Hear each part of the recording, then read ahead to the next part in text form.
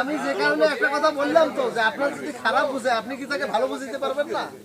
অবশ্যই খারাপটা যদি আপনি বুঝলেন ওর ভালোটা আপনার বললেন ইনশাআল্লাহ এখানে মোটামুটি জমিওয়ালা আছে, এনারা পারবেন, এনারা দিবেন, বাকিদের এনারা ম্যানেজ করতে পারবেন। মেম্বার সাহেব আছে, আমি এই জন্য আপনাদের কাছে সম্মতি চাইলাম, আপনারা বলেন এক্ষেত্রে আপনারা যদি এগ্রি থাকেন। আর আপনাদের সাজেশন অনুযায়ী আপনাদের কথা অনুযায়ী আমরা ব্যবস্থা করে দেবো, সমস্যা নেই।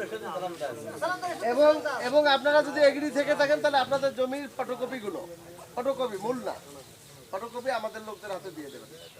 এই আর ওই যে কি কয় ম্যাপটা ভাই রবিকুল ভাই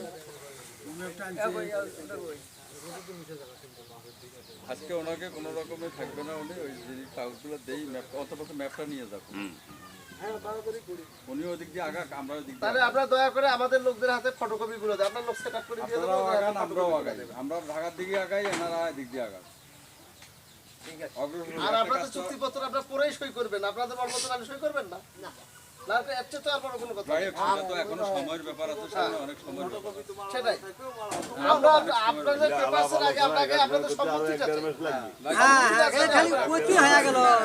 আমরা চাচ্ছি সম্মতি পরে পেপার, আপনারা রাজি থাকলে তারপর আপনাদের এখানে আমি আসা যাওয়া করবো শুধু এই উদ্দেশ্যেই, কিন্তু আমি যেটা বলি যাচ্ছি আমি কিন্তু আসবো এই উদ্দেশ্যে আসা যাওয়া করবো।